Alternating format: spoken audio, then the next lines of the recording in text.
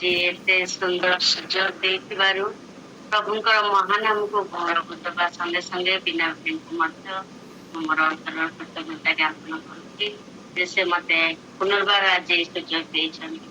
ମୁଁ ଅନେକ ଥର ଆପଣମାନଙ୍କର ମଧ୍ୟକୁ ପ୍ରଭୁଙ୍କର ବାକ୍ୟ ନେଇ ଆସିଛି। ଆଉ ହୁଏତ ଆପଣମାନେ ସମସ୍ତେ ମତେ ଚିହ୍ନିଥିବେ।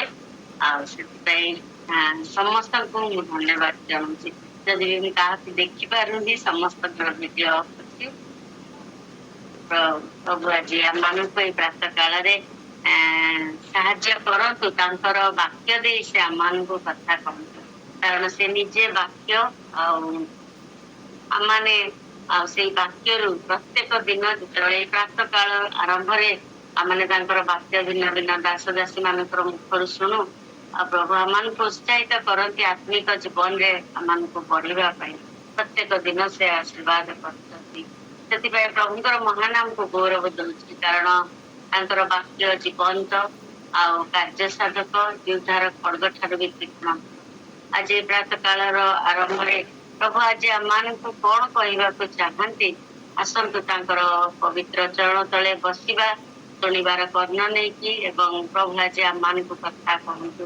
ସେଥିପାଇଁ ଆସନ୍ତୁ ଆମମାନେ ବାକ୍ୟକୁ ଯିବା ଆଗରୁ ନିଜ ନିଜକୁ ତାଙ୍କର ସେଇ ପବିତ୍ର ଚରଣ ତଳେ ସମର୍ପଣ କରିବା। ଆମମାନଙ୍କର ବାକ୍ୟ ରୂପୀ ଈଶ୍ୱର, ତୁମେ ନିଜେ ବାକ୍ୟ ଏବଂ ତୁମେ ଆମମାନଙ୍କୁ ପ୍ରତ୍ୟେକ ଦିନ କଥା କହିବାକୁ ଚାହଁ। ପ୍ରଭୁ, ଯେପରି ଆମେ ଆମମାନଙ୍କର ଆତ୍ମିକ ଜୀବନକୁ ସଜାଡି ପାରିବା, ଆହୁରି ତୁମ ପ୍ରତି ମନୋଯୋଗୀ ହେବା ଏବଂ ତୁମ ପ୍ରତି ବୃଦ୍ଧି ପାଇବା। କାରଣ ପ୍ରଭୁ ଏ ସମୟ ଦିନ ମାନଙ୍କରେ ଯୋଉ ଭୟଙ୍କର ଭୟଙ୍କର ପରିସ୍ଥିତି ଦେଇ ଆମମାନେ ଯାଉଛୁ, କେବଳ ତୁମର ବାକ୍ୟ ଆମମାନଙ୍କର ସହିତ ଅଛି। ପ୍ରଭୁ ତୁମର ଧନ୍ୟବାଦ ଦଉଛି, ତୁମେ କଥା କୁହ, ଆମମାନେ ଶୁଣିବା। କୌଣସି ଆମମାନଙ୍କର ଯାହା ବି ବାଧା ବିଘ୍ନ ଯାହା ବି ରହିଛି ପ୍ରଭୁ, ସବୁଥିରୁ ତୁମେ ଆମମାନଙ୍କୁ ରକ୍ଷା କର। ଯେତେ ଜଣ ଉପସ୍ଥିତ ଅଛନ୍ତି ମୋର ପ୍ରିୟ ଭାଇ ଭଉଣୀ ମାନେ, ଆଉ ଯୋଉମାନେ ଆଗାମୀ ସମୟରେ ମଧ୍ୟ ଜଏନ କରିବେ, ସମସ୍ତଙ୍କୁ ତୁମର ପବିତ୍ର ହସ୍ତରେ ସମର୍ପଣ କରୁଛି। ତୁମେ ଗୌରବାନ୍ୱିତ ହୁଅ ବୋଲି ନିବେଦନ କରୁଛି। ଧନ୍ୟବାଦ ଦଉ ଦଉ ବାକ୍ୟ ବୁଝିବା ପାଇଁ ଏବଂ ମତେ ତୁମେ ଆଜିର ସୁଯୋଗ ଦେଇଥିବାରୁ ଧନ୍ୟବାଦ ଦଉଛି। ସମସ୍ତ ପ୍ରକାର ଦୁର୍ବଳତା ବାଧା ବିଘ୍ନ ସବୁଥିରୁ ରକ୍ଷା କର। ତୁମେ ଉପସ୍ଥିତି, ତୁମର ଉପସ୍ଥିତିକୁ ଅନୁଭବ କରିବାକୁ ଦିଅ। ଧନ୍ୟବାଦ ଦଉ ଦଉ ତୁମର ପବିତ୍ର ହସ୍ତରେ ସମର୍ପିତ ହୋଇ ତୁମ ନାମରେ ମାଗିଲି, ଆମେନ୍। ଆଜିର ପବିତ୍ର ବାକ୍ୟରୁ ମାନେ ଗୋଟିଏ ଅତି ପରିଚିତ ଅଂଶଟି ଦେଖିବା। ଯଦି କିଏ ଆପଣ ମାନେ ପାଉଛନ୍ତି ପଢିଦେବେ ତାହେଲେ ଭଲ ହବ। ତାହା ହଉଛି ଲୋକଲିଖିତ ସୁସମାଚାର, ତାର 16 ପର୍ବ 19 ରୁ 31। ଲୁକ 16 19 ରୁ 31। 16 19 ରୁ 31। ସମସ୍ତଙ୍କୁ ପ୍ରେଜ୍ ଦ ଲର୍ଡ। ଜଣେ ଧନୀ ଲୋକ ଥିଲା। ସେ ବହୁମୂଲ୍ୟ ବସ୍ତ୍ର ପିନ୍ଧି ମହା ଆଡମ୍ବରରେ ପ୍ରତିଦିନ ଆମୋଦ ପ୍ରମୋଦ କରୁଥିଲା। କିନ୍ତୁ ତାହାର ଫାଟକ ପାଖରେ ଲାଜାର ବୋଲି ଜଣେ ଭିକାରୀ ପଡି ରହିଥିଲା। ତାର ଦେହ ଯାକ ଘା ଭର୍ତ୍ତି ହୋଇଥିଲା। ସେ ସେହି ଧନୀ ଲୋକର ମେଜରୁ ପଡିବା ଆହାରରୁ କିଛି ଖାଇ ପେଟ ପୂରାଇବାକୁ ଆଶା କରୁଥିଲା। ଆଉ କୁକୁର ଗୁଡାକ ସୁଦ୍ଧା ଆସି ତାହାର ଘା ସବୁକୁ ଚାଟୁଥିଲେ। କାଳକ୍ରମେ ସେହି ଭିକାରୀଟି ମରିଗଲା ଓ ଦୂତମାନଙ୍କ ଦ୍ୱାରା ଅବ୍ରାହମ କୋଳକୁ ନିଆଗଲା। ପରେ ସେହି ଧନୀ ଲୋକ ମଧ୍ୟ ମରିଗଲା ଓ ସମାଧି ପାଇଲା। ଆଉ ସେ ନରକ ଯନ୍ତ୍ରଣାରେ କଲବଲ ହୋଇ ଉପରକୁ ଚାହିଁ ଦୂରରୁ ଅବ୍ରାହମ ଓ ତାଙ୍କ କୋଳରେ ଲାଜାରକୁ ଦେଖିଲା। ସେଥିରେ ସେ ଡାକି କହିଲା, ହେ ପିତା ଅବ୍ରାହମ, ମୋତେ ଦୟା କରି ଲାଜାରକୁ ପଠାଇ ଦିଅନ୍ତୁ, ଯେପରି ପାଣିରେ ଆପଣା ଅଙ୍ଗୁଳିର ଟିପ ବୁଡାଇ ମୋର ଜିଭକୁ ଥଣ୍ଡା କରେ, କାରଣ ମୁଁ ଏହି ନିଆଁରେ କଲବଲ ହେଉଅଛି। କିନ୍ତୁ ଅବ୍ରାହମ କହିଲେ, ପୁଅରେ, ତୁ ଯେ ବଞ୍ଚିଥିବା ସମୟରେ ତୋର ଭଲ ବିଷୟ ପାଇଲୁ, ଆଉ ଲାଜାର ସେହିପରି ମନ୍ଦ ବିଷୟ ସବୁ ପାଇଲା, ଏହା ମନେ କର। କିନ୍ତୁ ଏବେ ସେ ଏହି ସ୍ଥାନରେ ସାନ୍ତ୍ୱନା ପାଇଅଛି, ଆଉ ତୁ କଲବଲ ହେଉଅଛୁ। ତାହା ଛଡା ଆମ ମଧ୍ୟରେ ଅତି ବୃହତ୍ ବ୍ୟବଧାନ ଅବସ୍ଥିତ, ଯେପରି ଯେଉଁମାନେ ଏ ସ୍ଥାନକୁ ତୁମ୍ଭମାନଙ୍କ ନିକଟକୁ ଯିବା ପାଇଁ ଇଚ୍ଛା କରନ୍ତି, ସେମାନେ ଯାଇ ପାରନ୍ତି ନାହିଁ। ପୁଣି ସେ ସ୍ଥାନରୁ କେହି ଆମ୍ଭମାନଙ୍କ ନିକଟକୁ ପାର ହୋଇ ଆସିପାରନ୍ତି ନାହିଁ। ସେଥିରେ ସେ କହିଲା, ହେ ପିତା, ତାହେଲେ ମୁଁ ଆପଣଙ୍କୁ ଅନୁରୋଧ କରୁଅଛି, ତାହାକୁ ମୋର ପିତାଙ୍କ ଗୃହକୁ ପଠାନ୍ତୁ। କାରଣ ମୋହର 5 ଭାଇ ଅଛନ୍ତି, ସେମାନେ ମଧ୍ୟ ଯେପରି ଏହି ଯନ୍ତ୍ରଣାମୟ ସ୍ଥାନକୁ ନ ଆସନ୍ତି, ସେଥିପାଇଁ ସେ ସେମାନଙ୍କ ନିକଟରେ ସାକ୍ଷ୍ୟ ଦେବ। କିନ୍ତୁ ଅବ୍ରାହମ କହିଲେ, ସେମାନଙ୍କ ନିକଟରେ ମୂଷା ଓ ଭାବବାଦୀମାନଙ୍କ ଧର୍ମଶାସ୍ତ୍ର ଅଛି, ସେମାନେ ସେମାନଙ୍କର କଥା ଶୁଣନ୍ତୁ। ସେଥିରେ ସେ କହିଲା, ହେ ପିତା ଅବ୍ରାହମ, ତାହା ଯଥେଷ୍ଟ ନୁହେଁ। ମାତ୍ର ଯଦି ମୃତମାନଙ୍କ ପାଖରୁ ଜଣେ ସେମାନଙ୍କ ନିକଟକୁ ଯିବ, ତାହେଲେ ସେମାନେ ମନ ପରିବର୍ତ୍ତନ କରିବେ। କିନ୍ତୁ ସେ ତାହାକୁ କହିଲେ, ଯଦି ସେମାନେ ମୂଷା ଓ ଭାବବାଦୀମାନଙ୍କର କଥା ନ ଶୁଣନ୍ତି, ତାହେଲେ ମୃତମାନଙ୍କ ମଧ୍ୟରୁ ଜଣେ ପୁନରୁତ୍ଥିତ ହେଲେ ସୁଦ୍ଧା ସେମାନେ ପରାମର୍ଶ ଗ୍ରହଣ କରିବେ ନାହିଁ। ଆମେନ୍।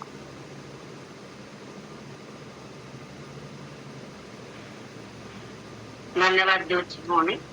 ପ୍ରଭୁ ଆଜି ଏଇ ପ୍ରାତଃ କାଳରେ ପରିଚିତ ଅଂଶରୁ ଆଜି ଆମମାନଙ୍କୁ କଣ କହିବାକୁ ଚାହାନ୍ତି, ତାହା ମାନେ ପ୍ରତ୍ୟେକ ତାଙ୍କର ରବ ଶୁଣିବା ପାଇଁ ନିଜ ନିଜକୁ ପ୍ରସ୍ତୁତ କରୁ। ପ୍ରଭୁ ଆଜି ଆମମାନଙ୍କୁ ଆଶୀର୍ବାଦ କରନ୍ତୁ। ଆଜିର ଏଇ ଅଂଶଟି ଆମମାନଙ୍କର ମଧ୍ୟରେ ଅତି ପରିଚିତ। ଅନେକ ଥର ଆମମାନେ ତାହା ପଢିଛୁ, ଅନେକ ତାଙ୍କର ଦାସ ଦାସୀ ମାନଙ୍କର ମାଧ୍ୟମ ଦେଇ ଶୁଣିଛୁ ଏବଂ ଆମମାନେ ମଧ୍ୟ ଜୀବନରେ ଇଚ୍ଛା କରିଛୁ ପ୍ରାକ୍ଟିସ କରିବା ପାଇଁ। କିନ୍ତୁ ଆଜି ପ୍ରଭୁ ଆମମାନଙ୍କୁ କହନ୍ତି ଯେ ଏଇ ଘଟଣା ଆମମାନଙ୍କୁ କଣ କରିବାକୁ ଚାହେଁ। ତାର ପ୍ରସଙ୍ଗ ଏହିପରି ରଖାଯାଇଅଛି, ମୃତ୍ୟୁ ଅନନ୍ତ ଜୀବନରେ ପ୍ରବେଶ କରିବାର ଦ୍ୱାର। ମୃତ୍ୟୁ ଅନନ୍ତ ଜୀବନରେ ପ୍ରବେଶ କରିବାର ଦ୍ୱାର। ଅନନ୍ତ ଜୀବନ ବିଷୟରେ ଆମେ ଅନେକ ମିଷ୍ଟ୍ରି ଶୁଣୁ। କିଏ କହେ ମୃତ୍ୟୁ ପରେ ଆଉ ଥରେ ଜନ୍ମ ଅଛି। ଆଉ କେତେକ ଲୋକ କହନ୍ତି ଯେ ମରିଗଲେ ସରିଗଲା। ଆଉ କିଏ କହେ ମରିଗଲେ ସରିଗଲା। କିନ୍ତୁ ଯୀଶୁ ନିଜେ ଲୁକ 16 ପର୍ବରେ ଅନନ୍ତ ଜୀବନରେ ପ୍ରବେଶ କରିବାର ମୃତ୍ୟୁ ଯେ ଆମ ପାଇଁ ଏକ ଦ୍ୱାର, ତାହା ଆମମାନଙ୍କୁ ବର୍ତ୍ତମାନର ଜୀବନ ଏବଂ ମୃତ୍ୟୁ ପରେ ଅନନ୍ତ ଜୀବନ ବିଷୟରେ ଅନେକ ଅନେକ ମୂଲ୍ୟବାନ ଶିକ୍ଷା ପ୍ରଦାନ କରିଛନ୍ତି। ଅନନ୍ତ ଜୀବନ କହିଲେ ମୁଁ ଡିକ୍ସନାରୀରେ ଦେଖୁଥିଲି ଯେ ଏଣ୍ଡଲେସ୍ ଲାଇଫ ବା after death, endless life after death ମାନେ ମୃତ୍ୟୁ ପରେ ଯେଉଁ ଜୀବନର କି ଶେଷ ନାହିଁ, ଏଇ ପ୍ରକାର ଅନନ୍ତ ଜୀବନ। ଯୀଶୁ ନିଜେ ଏହି ଉଦାହରଣଟି ଦେଇଛନ୍ତି ଯେ ଧନୀ ଆଉ ଲାଜାର ବିଷୟରେ। ଆମମାନେ ସମସ୍ତେ ଅତି ସୁନ୍ଦର ଭାବରେ ଅନେକ ଥର ଶୁଣିଛୁ ଅତି ସରଳ ଭାବରେ। କିନ୍ତୁ ଆଜି ପୁନର୍ବାର ପ୍ରଭୁ ଅତି ସରଳ ଭାବରେ ଆମମାନଙ୍କୁ କଥା କହିବାକୁ ଚାହାନ୍ତି। ତାଙ୍କର ଶିଷ୍ୟ ମାନଙ୍କୁ ସେ ଏଇ ଉଦାହରଣଟି ନିଜେ ଦେଇଥିଲେ, ଦୃଷ୍ଟାନ୍ତଟି ଦେଇଥିଲେ। ଆମମାନେ ସେଥିରୁ 3ଟି ବିଷୟ ଶିକ୍ଷା ଲାଭ କରୁ। ଆଜିର ଅଂଶକୁ 3ଟି ବିଷୟ ଆମମାନେ ଶିକ୍ଷା ଲାଭ କରୁ। ପ୍ରଥମ ବିଷୟଟି ହେଲା ଇନ୍ ଲାଇଫ, ବର୍ଷ 19ରୁ 21 ମଧ୍ୟରେ ଆମମାନେ ଦେଖୁ ଜୀବିତ ଥିବା ଅବସ୍ଥାରେ ବା ଇନ୍ ଲାଇଫ ବଞ୍ଚିଥିବା ଅବସ୍ଥାର ପିକ୍ଚର ଦେଖୁ ଯେ 19ରୁ 21 ବିଷୟରେ ବା ଜଗତରେ ସେମାନଙ୍କର ସମୟ କିପରି ଥିଲା, ସେଇ ବିଷୟରେ ଆମମାନେ ଦେଖୁ। ସେକେଣ୍ଡଟି ହେଲା ଇନ୍ ଡେଥ୍ ବା ମୃତ୍ୟୁ ସମୟର ପିକ୍ଚର ବା ଭର୍ସ 22 22 ପଦରେ ଆମମାନେ ଦେଖୁ ଯେ ମୃତ୍ୟୁ ସମୟର କଥା। ଥାର୍ଡଟି ହେଲା ଇନ୍ ଇଟର୍ନିଟି ବା ଯାହାକି 23ରୁ 31 ପଦ ଅନନ୍ତ ଜୀବନ ବିଷୟରେ ଲେଖାଯାଏ। ପ୍ରଥମଟି ହେଲା ଇନ୍ ଲାଇଫ ବା ବଞ୍ଚିଥିବା ସମୟର କଥା। 19ରୁ 21 ପଦ ଭିତରେ ଲେଖାଯାଏ। 2 ଜଣ ଯାକ ଜଗତରେ ବଞ୍ଚିଥିବା ସମୟରେ କିପରି ଜୀବନ କାଟୁଥିଲେ ଲେଖାଯାଏ।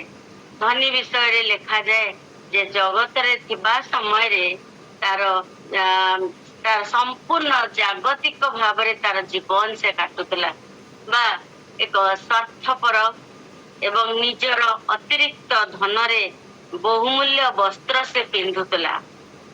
ମହା ଆଡମ୍ବରର ଜୀବନ ସେ କାଟୁଥିଲା ଆଉ ସବୁବେଳେ ଭୋଜି ଭାତ ଏବଂ ଆମୋଦ ପ୍ରମୋଦରେ ତାର ଜୀବନଟା କଟି ଯାଉଥିଲା। ନିଜର ଫାଟକ ପାଖରେ ଥିବା ଅସହାୟ ଲୋକ ପ୍ରତି ତାର ଦୃଷ୍ଟି ନଥିଲା, ଅର୍ଥାତ୍ ତାର ଦୟାର ଅଭାବ ଥିଲା। କୌଣସି ବିଷୟରେ ଆମେ ଦେଖୁଛୁ ଯେ ଧନୀ ବିଷୟରେ କିଛି ଲେଖା ଯାଇନି, ଖାଲି ଏତିକି ବିଷୟ, ଏଇ ବିଷୟ ଫାଟକ ପାଖରେ ପଡିଥିଲା। ଏଇ ସମସ୍ତ ବିଷୟ ଆମମାନଙ୍କୁ ଦୃଷ୍ଟି ଆକର୍ଷଣ କରୁଛି ଯେ ଗୋଟେ ଧନୀର ଜଗତରେ ବଞ୍ଚିଥିବା ସମୟର ତାର କାର୍ଯ୍ୟକଳାପ ବା ତା ଚାଲିଚଳନ ବିଷୟରେ ଆମେ ଦେଖୁ ତାର ଦୟାର ଅଭାବ ଥିଲା। ହିତୋପଦେଶ ତାର 22:9 ଆମେ ଦେଖୁ ଦୟାଳୁ ଦୃଷ୍ଟି ଲୋକ ଆଶୀର୍ବାଦ ପାଇବ, ଯେହେତୁ ସେ ଆପଣା ଆହାରରୁ ଦିନହୀନକୁ ବିତରଣ କରେ। 20 ପଦ ଏବଂ 21 ପଦରେ ଲାଜାର ବିଷୟରେ ଲେଖାଯାଏ ଯେ ଜଗତରେ ତାର ରହଣୀ ଅତ୍ୟନ୍ତ କଷ୍ଟଦାୟକ ଥିଲା। ଖାଦ୍ୟ ନାହିଁ, ରହିବାକୁ ବାସସ୍ଥାନ ନାହିଁ, କୁକୁର ମାନଙ୍କର ସହିତ ସେ ରହିଛି।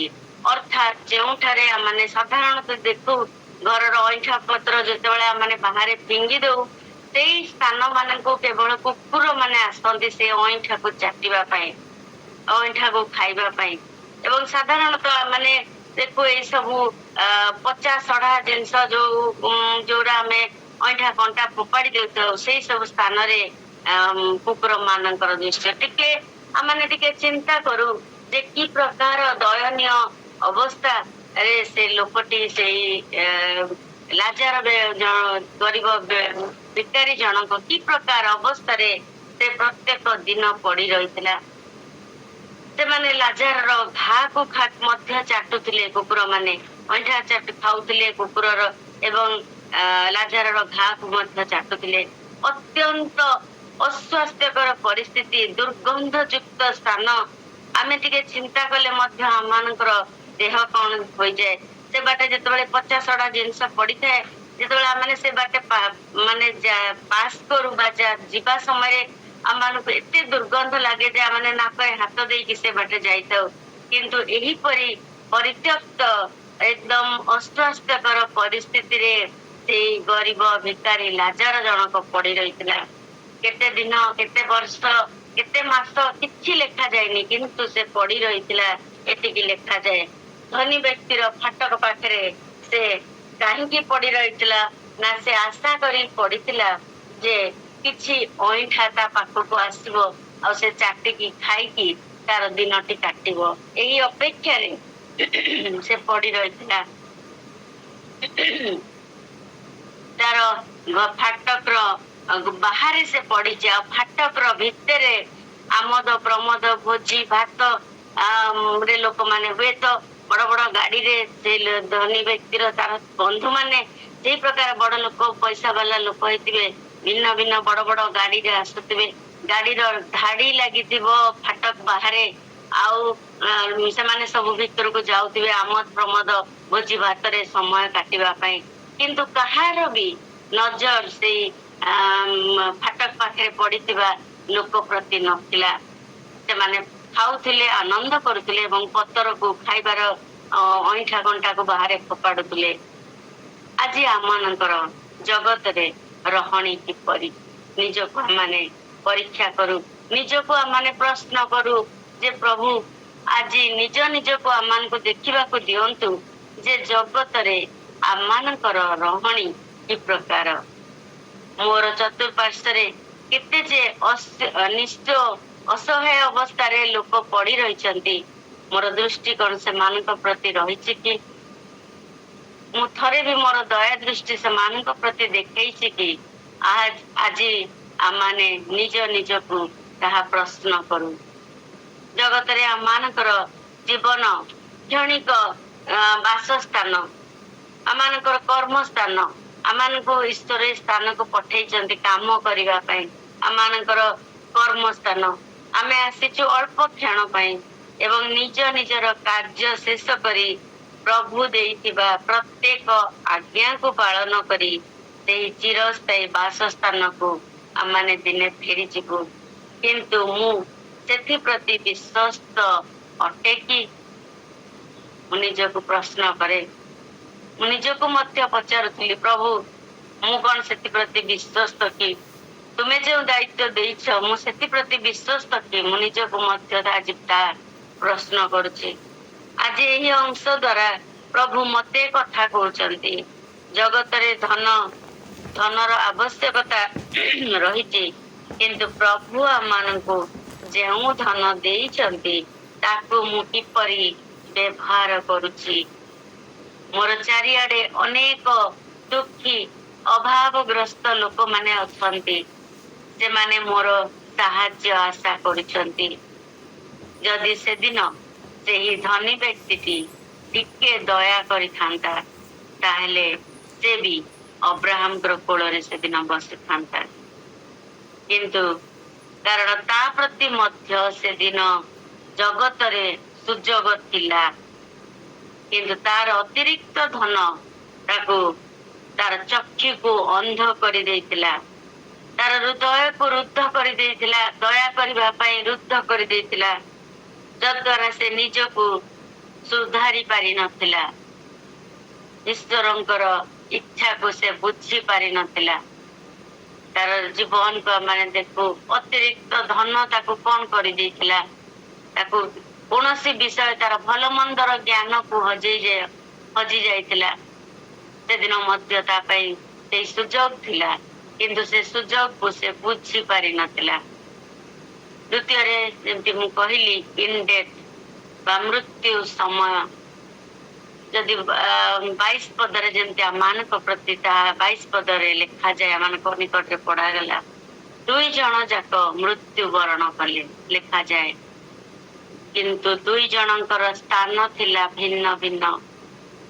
ଗରିବ ଭିକାରୀ ଯିଏ ଜୀବନରେ ସୁଖ ଶାନ୍ତି କଣ ଜାଣିନଥିଲା, ସେ ମୃତ୍ୟୁ ପରେ ଦୂତ ମାନଙ୍କର ଦ୍ୱାରା ପାଛୋଟି ନିଆଗଲା ବୋଲି ଲେଖାଯାଏ। କି ଭାଗ୍ୟବାନ ସେ! ଦୂତ ମାନଙ୍କ ଦ୍ୱାରା ଜଗତରେ କେହି ଜଣେ ବି ତାକୁ ଦେଖୁନଥିଲେ। ତାର ଯାହାର ଫାଟକ ପାଖରେ ପଡିଥିଲା ତାର ଦୃଷ୍ଟି ନଥିଲା। ଯୋଉମାନେ ଭୋଜରେ ଅଂଶଗ୍ରହଣ କରୁଥିଲେ ସେମାନେ ବି ଦେଖୁନଥିଲେ, ବାଟୋଇ ମାନେ ମଧ୍ୟ ଦେଖୁନଥିଲେ। କିନ୍ତୁ ମୃତ୍ୟୁ ପରେ ସେ ଦୂତ ମାନଙ୍କର ଦ୍ୱାରା ପାଛୋଟି ନିଆଗଲା ବୋଲି ଲେଖାଯାଏ ଏବଂ ତାର ସ୍ଥାନ ଥିଲା ଅବ୍ରାହମଙ୍କର କୋଳ। କିନ୍ତୁ ଯିଏ ଜଗତରେ ସବୁ ଉତ୍ତମ ବିଷୟ ଭୋଗ କରିଥିଲା, ଅର୍ଥାତ୍ ଦାମିକା ଗାଡି, ଦାମିକା ଘର, ସବୁ ପ୍ରକାର ଆରାମ ଭୋଗ କରିଥିଲା, ତାର ସ୍ଥାନ ଥିଲା ନରକର ଯନ୍ତ୍ରଣା। ସେ ସମାଧିସ୍ଥ ହେଲା ବୋଲି ଲେଖାଯାଏ। ସେ ଅବ୍ରାହମଙ୍କର କୋଳରେ ଲାଜାରକୁ ଦେଖି ଆଶ୍ଚର୍ଯ୍ୟ ହୋଇଗଲା। ସେ ଭାବିଥିଲା ମୃତ୍ୟୁ ପରେ ବି ସେ ଜଗତରେ ଯେପରି ଆରାମରେ ରହିଥିଲା, ସେହିପରି ସ୍ୱର୍ଗରେ ମଧ୍ୟ ଆରାମରେ ରହିବ। ଆଉ ଧନୀ ଗରିବ ଲୋକଟି ଯେପରି ତାର ଫାଟକ ପାଖରେ ପଡିଥିଲା, ସ୍ୱର୍ଗରେ ମଧ୍ୟ ସେ ସେହିପରି ତଳ ସ୍ଥାନରେ ରହିବ, ଆଉ ସିଏ ରହିବ ଉପର ସ୍ଥାନରେ। ତାହା ତାର ଚିନ୍ତା ଥିଲା। ସେଥିପାଇଁ ସେ ଅବ୍ରାହମଙ୍କର କୋଳରେ ଲାଜାରକୁ ଦେଖିକି ସେ ଆଶ୍ଚର୍ଯ୍ୟାନ୍ୱିତ ହେଇଯାଇଥିଲା। ଏକ ନରକ ହଉଛି ଏକ କଲବଲର ସ୍ଥାନ ଏବଂ ଯେଉଁଠାରେ ନିଆଁ ସବୁବେଳେ ଜଳିଥାଏ ଏବଂ ଅତି ଭୟଙ୍କର ଯନ୍ତ୍ରଣାଦାୟକ ସ୍ଥାନ, ଯେଉଁଠି ପାଣି ପାଇଁ ପାଣି ନାହିଁ, ପାଣିର ଅଭାବରେ ଜୀବ ଶୁଖିଯାଏ। ଧନୀ ନିବେଦନ କରୁଛି, ଲାଜାର ଯେପରି ଆସି ତାର ଜିଭରେ ଟିକେ ପାଣି ଦବ ଏବଂ ତାର ଭାଇ ମାନଙ୍କର ପାଖକୁ ଯାଇ ନରକ ବିଷୟରେ ସତର୍କ କରାଇବ। ଜଗତରେ ଥିଲାବେଳେ ଟିକେ ବି ତାକୁ ଧନୀ ବ୍ୟକ୍ତିଟି ଟିକେ ବି ଗରିବ ଲୋକଟି ବିଷୟରେ ଟିକେ ବି ଚିନ୍ତା କରିନଥିଲା, ତା ପାଇଁ ଟିକେ ବି ଭାବି ନଥିଲା। କିନ୍ତୁ ଯେତେବେଳେ ଅବ୍ରାହମଙ୍କର କୋଳରେ ତାକୁ ଦେଖୁଛି, ସେତେବେଳେ ସେ ତାକୁ କହୁଛି, ତାକୁ ଟିକେ ପଠେଇ ଦିଅ ଜଗତରେ ମୋ ଭାଇ ମାନଙ୍କୁ ସତର୍କ କରେଇଦବ। ଆମମାନେ ତାହା ମଧ୍ୟ ଚିନ୍ତା କରୁ। ତୃତୀୟରେ ଆମମାନେ ଦେଖୁ ଇନ୍ ଇଟର୍ନିଟି ବା ଅନନ୍ତ ଜୀବନ। ପଦ ହେଲା 23 ପଦରୁ 31 ପଦ ଭିତରେ ଲେଖାଯାଏ ଅନନ୍ତ ଜୀବନ ବିଷୟରେ ଲେଖାଯାଏ। ଯେଉଁ ଜୀବନ ଈଶ୍ୱର ତାଙ୍କର ମନୋନୀତ ଲୋକମାନଙ୍କୁ ଦିଅନ୍ତି, ଯେଉଁ ଜୀବନର ଶେଷ ନାହିଁ, ଯାହାକି ସେଦିନ ଲାଜାର ପାଇଥିଲା। ମୃତ୍ୟୁ ପରେ ଲାଜାର ସେଇ ଜୀବନକୁ ପାଇଥିଲା। ଲାଜାର ନାମର ଅର୍ଥ ହେଲା ଈଶ୍ୱର ମୋର ସହାୟ। ନିଶ୍ଚୟ ତାର ସମ୍ପର୍କ ଈଶ୍ୱରଙ୍କର ଉପରେ ଅତି ଦୃଢ ସମ୍ପର୍କ ତାର ଆଉ ତା ଈଶ୍ୱରଙ୍କର ସହିତ ଥିଲା। ସେ ଏତେ ଦୟନୀୟ ଅବସ୍ଥାରେ, ଏତେ ଦୁଃଖପୂର୍ଣ୍ଣ ଅବସ୍ଥାରେ ପଡି ମଧ୍ୟ କୌଣସି କମ୍ପ୍ଲେନ କରୁନି ତାର ଜୀବନରେ। ଆମେ କୌଣସି କମ୍ପ୍ଲେନ ଦେଖୁନୁ ଯେ ସେ ସେଇ ଅବସ୍ଥାରେ ପଡି ମଧ୍ୟ ଈଶ୍ୱରଙ୍କୁ କହୁନି କାହିଁକି ମୁଁ ପଡିଛି, କାହିଁକି ମୁଁ ମରୁନି, କାହିଁକି ଏତେ କଲବଲ ହଉଛି, କାହିଁକି ମତେ ଖାଇବାକୁ ମିଳୁନି। କିଛି ସେ କମ୍ପ୍ଲେନ କରୁନି, ସେ ପଡି ରହିଛି କାରଣ ଈଶ୍ୱରଙ୍କର ଉପରେ ତାର ଦୃଢ ବିଶ୍ୱାସ ଥିଲା। ଯଦି ମୁଁ ଚିନ୍ତା କରୁଥିଲି ଏଇ ବିଷୟଟି, ଯେତେବେଳେ ଆମମାନଙ୍କର ଜୀବନରେ ଟିକେ ବି କୌଣସି ପ୍ରକାର ଅସୁବିଧା ଆସେ, ସେତେବେଳେ ଆମମାନେ ଈଶ୍ୱରଙ୍କୁ ବିଭିନ୍ନ ପ୍ରଶ୍ନ ପଚାରିଥାଉ ଏବଂ ଆମମାନେ ଈଶ୍ୱରଙ୍କୁ ପଚାରିଥାଉ କାହିଁକି ମୋର ଜୀବନରେ ସମସ୍ତ ବିଷୟ ଘଟିଲା। ଜଗତରେ ଥିବା ସମୟରେ ଧନୀ ଜୀବନକୁ ବର୍ତ୍ତମାନ ନରକର ଯନ୍ତ୍ରଣାରେ କଲବଲ ହେଉଛି। କି ପ୍ରକାର ତାର ଜୀବନ ଜଗତରେ ଥିଲା, କେତେ ଆମୋଦ ପ୍ରମୋଦ, କେତେ ଆଡମ୍ବରରେ ଜୀବନ କାଟୁଥିଲା, କିନ୍ତୁ ବର୍ତ୍ତମାନ ନରକ ଯନ୍ତ୍ରଣାରେ ସେ କଲବଲ ହେଉଛି। ସେ ଉପଭୋଗ ସେ ଈଶ୍ୱରଙ୍କର ବିଷୟରେ ସେ ଶୁଣିଥିଲା, କାରଣ 27 ପଦରେ ଦେଖୁ ଯେ ଅବ୍ରାହମକୁ ପିତା ବୋଲି ସେ ସମ୍ବୋଧନ କରୁଛି ଏବଂ କିନ୍ତୁ ବର୍ତ୍ତମାନ ସେ ସର୍ବୋଚ୍ଚ ଯେ ଧନୀ ଗରିବ ବ୍ୟକ୍ତିଟି, ଯିଏ ନରକ ଜଗତର ଦୁଃଖ କଷ୍ଟ ଭିତରେ ଥିଲା, ସେ ବର୍ତ୍ତମାନ ଜଗତର ସର୍ବୋଚ୍ଚ ସ୍ଥାନରେ ରହିଛି ଅର୍ଥାତ ପାରଦେଶରେ। କିନ୍ତୁ ଧନୀଟି କଲବଲ ଅବସ୍ଥାରେ ପଡି ରହିଛି। 26 ପଦରେ ଲେଖାଯାଏ ସ୍ୱର୍ଗ ନର୍କ ଭିତରେ ବହୁତ ବ୍ୟବଧାନ। ଯିଏ ସ୍ୱର୍ଗରେ ଥାଏ ସେ ନର୍କକୁ ଯାଇପାରେ ନାହିଁ। ଜଗତରେ ଆମ ହାତରେ ଖ୍ରୀଷ୍ଟଙ୍କର ଜୀବନ୍ତ ବାକ୍ୟ ରହିଛି। ଆମକୁ ଯଥେଷ୍ଟ ଶିକ୍ଷା ଓ ଚେତନା ଏବଂ କିପରି ଆମର ଜଗତରେ ରହଣି ହେବା ଉଚିତ ସବୁ ଜଣା ଯାଇଛି। ସବୁ ଏଇ ବାକ୍ୟରୁ ଆମେ ଜାଣିପାରୁଛୁ, ତଥାପି ଆମେ ବୁଝିପାରୁନାହୁଁ। ବାକ୍ୟ କହେ କୀଟ କଳଙ୍କ ଲାଗିବା ଧନ ପ୍ରତି ଆମେ ଲାଳସା ମାନଙ୍କର ନ ରହୁ। ଯେଉଁଠାରେ କୀଟ ନ କାଟେ ଏପରି ସ୍ୱର୍ଗରେ ଧନ ପାଇବା ପାଇଁ ଆମେ ନିଜକୁ ପ୍ରସ୍ତୁତ କରୁ ଏବଂ ଲାଳାୟିତ ହଉ। ଅନନ୍ତ ଜୀବନ ବିଷୟରେ ଏହି ଅଧ୍ୟାୟରେ ଆମେ 5ଟି ପଏଣ୍ଟକୁ ନିରୀକ୍ଷଣ କରିବା, 5ଟି ପଏଣ୍ଟକୁ ଦେଖିବା ଅନନ୍ତ ଜୀବନ ବିଷୟରେ। ଆମେ ଦୃଷ୍ଟି ଦେବା ଯେ ଅନନ୍ତ ଜୀବନ ହେଉଛି ପୃଥିବୀରେ କରୁଥିବା ଭୁଲ ଏବଂ ଅନ୍ୟାୟ ଗୁଡିକୁ ଠିକ କରିବା। ଅର୍ଥାତ ଯଦି ବଞ୍ଚିଥିବା ସମୟରେ ଆମେ କିଛି ଭୁଲ କରୁ, ତାହା ସୁଧାରି ଆତ୍ମିକ ଭାବରେ ଦୃଢ ହୋଇ ବଞ୍ଚିବା, ଆମକୁ ତାହା ସୁଯୋଗ ମିଳିଥାଏ। ଅର୍ଥାତ ଆମେ ଜଗତରେ ଏକ ସୁଯୋଗ ପାଇଛୁ ଆମମାନଙ୍କର ଆତ୍ମିକ ଜୀବନ ବା ଅନନ୍ତ ଜୀବନକୁ ସଜାଡ଼ିବା ପାଇଁ ବର୍ତ୍ତମାନ ଜଗତରେ ଆମମାନଙ୍କୁ ବଞ୍ଚିଥିବା ଅବସ୍ଥାରେ ଆମମାନଙ୍କୁ ସୁଯୋଗ ମିଳିଛି। ଅର୍ଥାତ ଆମେ ଦେଖୁ ଯେ ଉପଦେଶକରେ ଲେଖାଯାଏ ଯେଉଁ ସମସ୍ତ କାର୍ଯ୍ୟ ଆମେ ଜଗତରେ କରୁଛୁ, ଆଉ ଯେତେବେଳେ କବରକୁ ଯାଉ, ସେ ସବୁ ଯିଏ ଧର ଏ ଜଗତରେ ଅନେକ ସାର୍ଟିଫିକେଟ ପାଇଛି କି ଅନେକ ଭଲ କାମ କରିଛି, ସେ ସବୁ କବରକୁ ଯିବା ଯାଏ। କବର ପରେ ଆଉ କିଛି ନାହିଁ। କିନ୍ତୁ ଯଦି ଆମେ ଏ ଜଗତରେ ଆମମାନଙ୍କର ଜୀବନକୁ ଅନ୍ୟ ପାଇଁ ବ୍ୟବହାର କରିଥିବା ଏବଂ ଈଶ୍ୱରଙ୍କ ପାଇଁ ବଞ୍ଚିଥିବା, ତାହେଲେ ଆମମାନଙ୍କ ପାଇଁ ଅନନ୍ତ ପୁରସ୍କାର ରହିଛି। ସେଥିପାଇଁ ବର୍ତ୍ତମାନ ଠାରୁ ନିଜକୁ ସଜାଡି ଦେଉ। ଅନେକ ଆଶା କରୁଥିବା ବିଷୟ ଆମର ଅନନ୍ତ ଲକ୍ଷ୍ୟ ନୁହେଁ। ଏହା ଆମ ପାଇଁ ଆଶ୍ଚର୍ଯ୍ୟର ବିଷୟ, ଯାହା ଆମେ ଚିନ୍ତା କରିନଥାଉ ତାହା ଆମମାନେ ପାଇଥାଉ। ଅନେକ ସ୍ୱର୍ଗ ଯିବେ ବୋଲି ଭାବନ୍ତି, କିନ୍ତୁ ସେମାନେ ନର୍କରେ ଯାଇ ପହଞ୍ଚି ଯାଆନ୍ତି। ଧନୀ ପାଇଁ ମଧ୍ୟ ଯେମିତି ସେଦିନ ନର୍କ ଅପେକ୍ଷା କରିଥିଲା। ଆମମାନେ ଜଗତରେ କାର୍ଯ୍ୟ କରିବା ସମୟରେ ଆମମାନେ ଭାବୁ ମୁଁ ବହୁତ ବଡ ବଡ କାମ କରୁଛି, ମୁଁ ବହୁତ ଉତ୍ତମ କାର୍ଯ୍ୟ କରିଛି, ଆଉ ମୁଁ ନିଶ୍ଚୟ ସ୍ୱର୍ଗକୁ ଯିବି। ମୁଁ ଗୋଟେ ଜାଗାରେ ଥରେ ଗୋଟେ ଜାଗାରେ ଗୋଟେ ଛୋଟ ସ୍କିଟ୍ କରୁଥିଲେ, ତାହା ମତେ ବହୁତ ଭଲ ଲାଗିଥିଲା। ଆଉ ଯେ ଦୁଇ ବନ୍ଧୁ ଯାଉଛନ୍ତି ସ୍ୱର୍ଗକୁ, ଆଉ ଜଣେ ବନ୍ଧୁ ତାଙ୍କର ଯେତେ ଫାଇଲ ପତ୍ର ଜଗତରେ ଯେତେ ସାର୍ଟିଫିକେଟ ଯେତେ ଯାହା ଅଛି ସବୁକୁ ଗୋଟେ ବ୍ୟାଗ ରେ ପୁରେଇକି ସେ ଯାତ୍ରା ଆରମ୍ଭ କରୁଛନ୍ତି, ଯୋଉଟା କି ସେ ଟେକି ମଧ୍ୟ ପାରୁନାହାନ୍ତି। ଆଉ ଜଣେ ବନ୍ଧୁ କେବଳ ତାଙ୍କର ଈଶ୍ୱରଙ୍କର ବାକ୍ୟ ଆଉ 2 ଖଣ୍ଡ ରୁଟି ଧରିକି ସେ ଖାଦ୍ୟ ଖାଇବେ, ଆଉ ସେ ଯିବେ। କିଛି ନା ମାନେ ଯାତ୍ରା ଆରମ୍ଭ କରିଛନ୍ତି। ଯେତେବେଳେ ସ୍ୱର୍ଗରେ ପ୍ରବେଶ କରୁଛନ୍ତି, ଆଉ ଦୂତ ତାଙ୍କୁ ସେ ଯୋଉ ବ୍ୟକ୍ତି ଜଣଙ୍କ ସବୁ ସାର୍ଟିଫିକେଟ ସବୁ ନେଇକି ଯାଇଥିଲେ ତାଙ୍କୁ ଅଟକେଇ ଦଉଛନ୍ତି।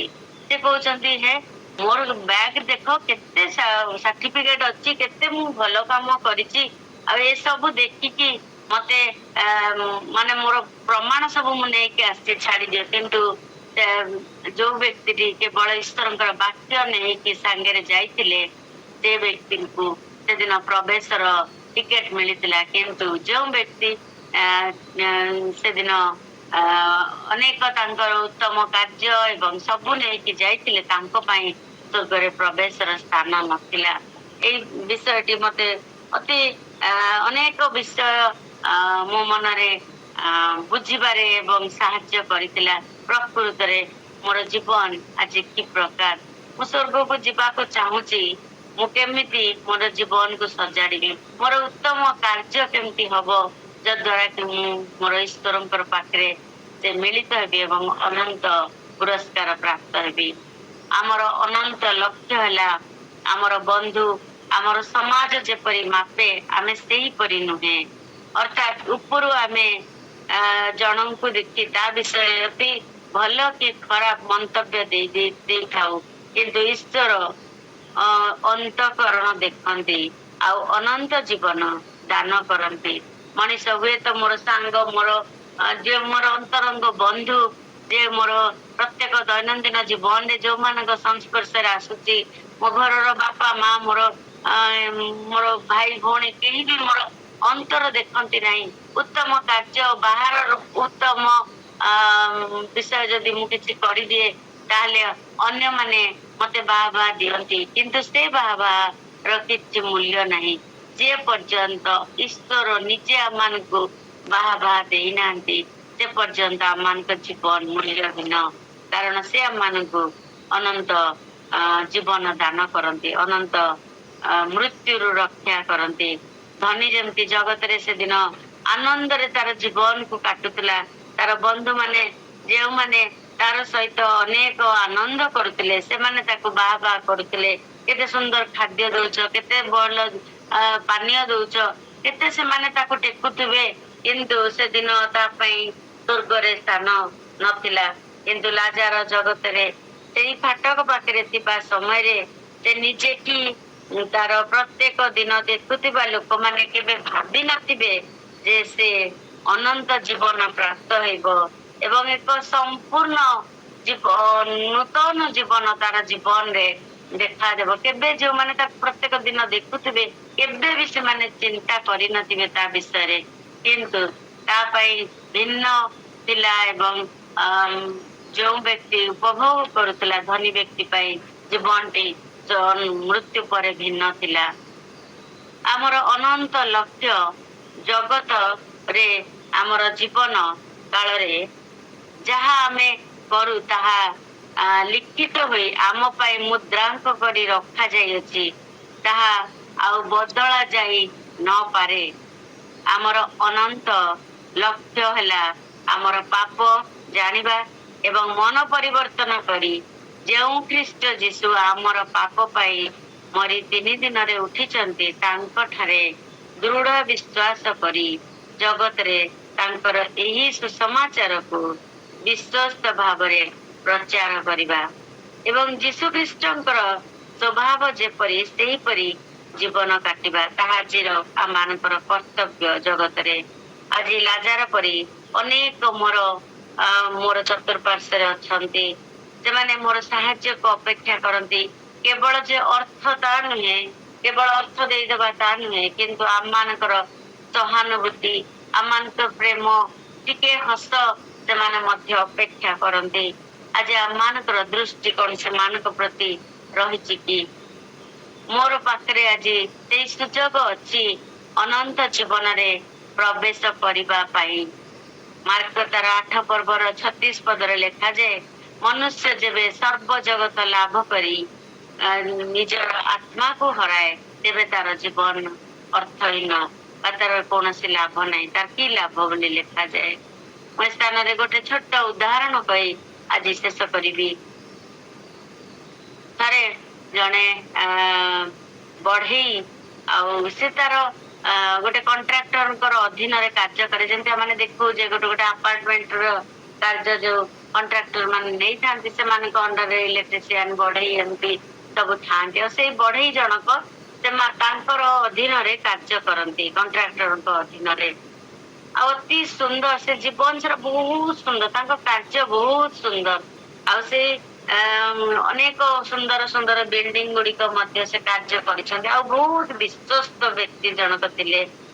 ଦିନେ ସେ ଚିନ୍ତା କଲେ ଯେ ମୋର ତ ଅନେକ ବୟସ ହେଇଗଲାଣି, ଅବି ମତେ ରିଟାୟାରମେଣ୍ଟ ନେବାର ସମୟ ଆସିଯାଇଛି। ତେଣୁ ସେ ତାର ବସଙ୍କ ନିକଟକୁ ଗଲା ଏବଂ କହିଲା, ମୁଁ ଏତେ ବର୍ଷ ଯାଏ ତୁମର ପାଖରେ କାମ କଲି, ଅବି ମୁଁ ଭାବୁଛି ମତେ ରିଟାୟାର୍ଡ ନେବାର ସମୟ ଆସିଯାଇଛି।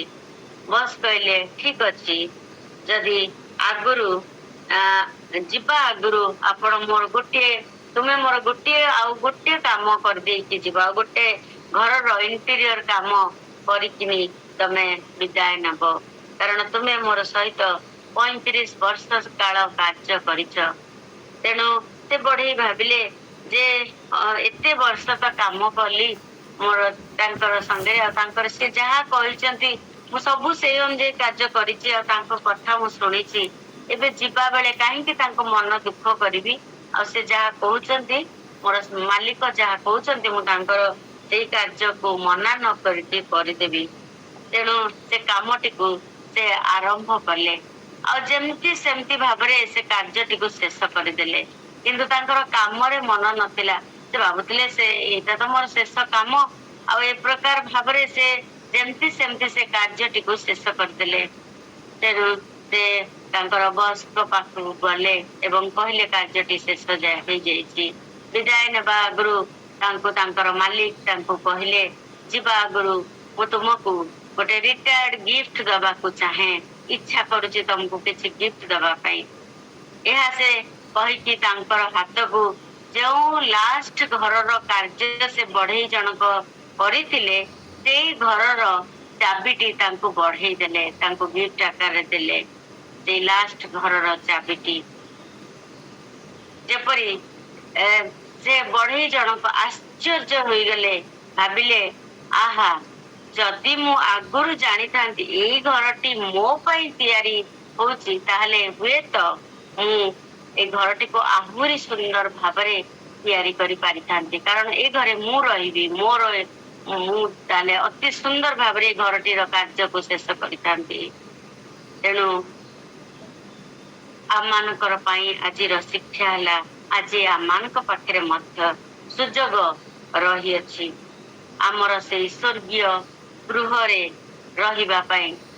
ଆମମାନେ ନିଜେ ବନାଇବା, ଆମମାନଙ୍କର ସ୍ୱର୍ଗୀୟ ଗୃହକୁ ଆମମାନେ ବର୍ତ୍ତମାନ ଠାରୁ ବନେଇବାକୁ, ସେଇ ଗୃହର ଅଧିକାରୀ ହେବା ପାଇଁ ବର୍ତ୍ତମାନ ଠାରୁ ଚେଷ୍ଟା କରିବାର ଦାୟିତ୍ୱ ଆଜି ଆମମାନଙ୍କ ପାଖରେ ରହିଛି। ଏଇ ଜଗତରେ ଥାଉ ଥାଉ ଆମମାନଙ୍କର ପାଇଁ ସେଇ ଗୃହରେ ପ୍ରବେଶ କରିବା ପାଇଁ ଆମମାନଙ୍କୁ ବନେଇବାର ଦାୟିତ୍ୱ ଦିଆଯାଇଛି। କାରଣ ସମୟ ଆସିବ ଆମମାନଙ୍କୁ ନିଜେ ସେଥିରେ ରହିବାକୁ ପଡିବ।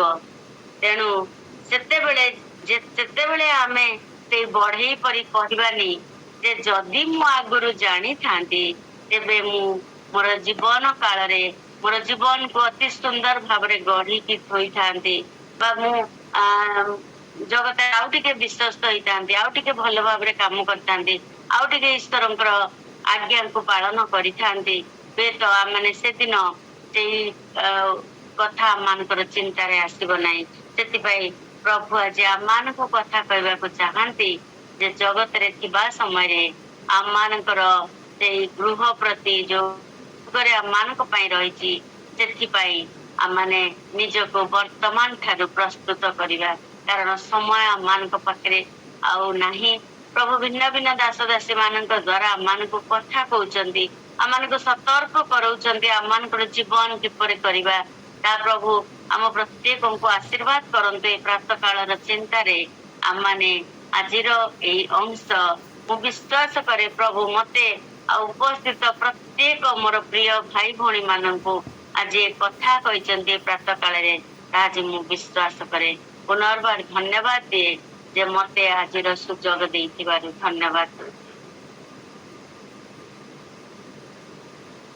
खुल जाएंगे किताबें जब भी हिसाब होगा, इंसाफ का तराजू यीशु के हाथ।